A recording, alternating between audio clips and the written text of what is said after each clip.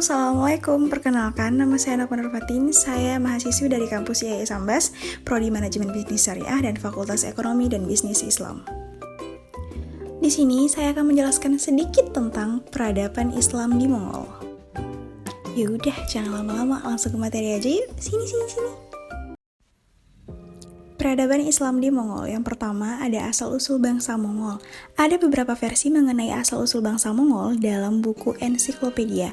Islam disebutkan Mongol adalah sebuah bangsa yang berasal dari pedalaman Siberian, yang datang dari arah utara menuju ke wilayah Mongolia. Mereka menamakan dirinya sendiri sebagai putra serigala berbulu hijau dan sebagai rusa tak bertanduk di kehidupan mereka.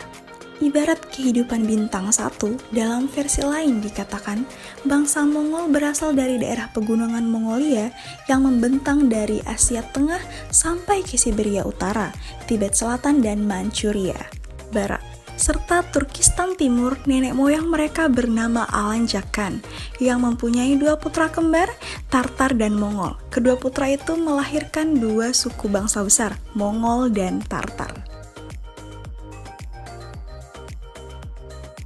Dalam rentang waktu yang sangat panjang, kehidupan bangsa Mongol tetap sederhana.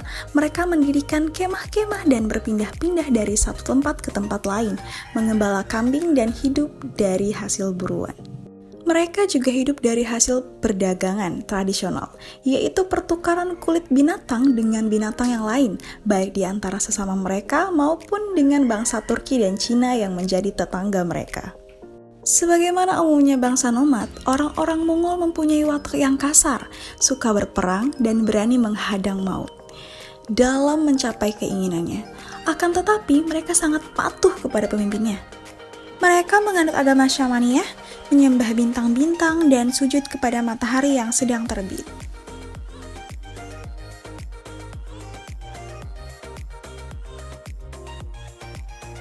Dan yang selanjutnya ada kehancuran Baghdad dan kemunculan Mongol.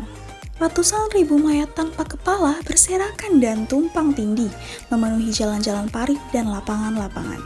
Di sekitarnya bangunan-bangunan megah dan indah banyak yang tinggal puing-puing rerontokan.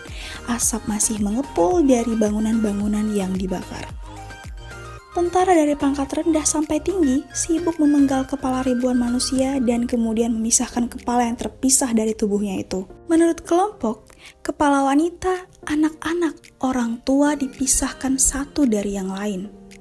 Sungai Dajlah atau Tigris berubah menjadi hitam disebabkan tinta ribuan manuskrip yang dilempar ke dalam perpustakaan. Rumah sakit, masjid, madrasah, tempat pemandian, dan rumah para bangsawan, toko dan rumah makan semuanya dihancurkan. Demikianlah kota yang selama beberapa abad menjadi pusat terbesar peradaban Islam, itu pun musnah dalam sekejap mata. Setelah puas, pasukan penakluk itu pun bersiap-siap pergi tanpa penyesalan sedikit pun. Mereka kini hanya sibuk mengumpulkan barang-barang jarahan yang berharga, timbunan perhiasan yang tak ternilai harganya, berkilo-kilo batangan emas dan uang dinar, batu permata, intan berlian. Semua dimasukkan ke dalam ratusan karung dan kemudian diangkat dalam iringan gerobak dan kereta yang sangat panjang. Jatuhnya kota Baghdad pada tahun 1258 Masehi ke tangan bangsa Mongol bukan saja mengakhiri Khalifah Abbasiyah di sana, tetapi juga merupakan awal dari masa kemunduran politik dan peradaban Islam.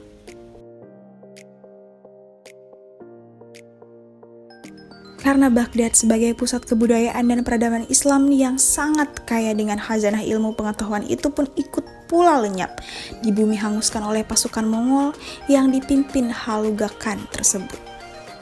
Di antara catatan sejarah mengenai kebiadaban orang-orang Mongol ialah catatan sejarawan terkemuka Ibnu Athir 1231 Masehi dan ahli geografi Yaqut al-Hamawi 1229. Menurut mereka, tokoh-tokoh muslim terkemuka amir, panglima perang, tabib, ulama, budayawan, ilmuwan, cendekiawan, ahli ekonomi dan politik, serta saudagar kaya tewas dalam keadaan mengenaskan. Kepala mereka dipenggal, dipisahkan dari badan karena khawatir ada yang masih hidup dan berpura-pura mati.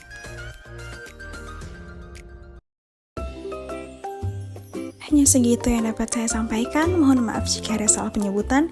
Terima kasih sudah mendengar. Assalamualaikum, bye-bye.